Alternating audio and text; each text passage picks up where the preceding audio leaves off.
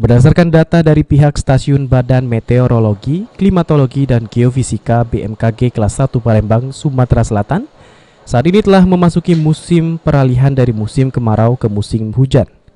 Hal ini ditandai dengan hujan yang datang mengguyur sejumlah wilayah Sumsel, khususnya di Kota Palembang di beberapa hari terakhir.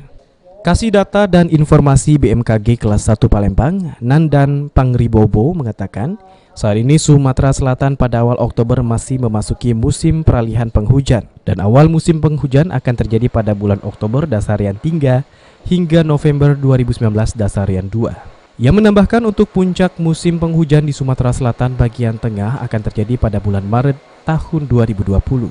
Ini karena sudah pergeseran matahari bergeser ke arah selatan, jadi sebentar lagi Sumatera Selatan akan masuk musim peralihan dan memasuki awal musim hujan. Kita prediksi awal musim hujan di Provinsi Sumatera Selatan itu Oktober dasarian 3 hingga November dasarian 2, sama perakhirannya itu akan perakhiran musim hujannya akan mundur dengan sifat musim hujan dengan perakhiran puncak musim hujan di bulan Maret tahun 2020.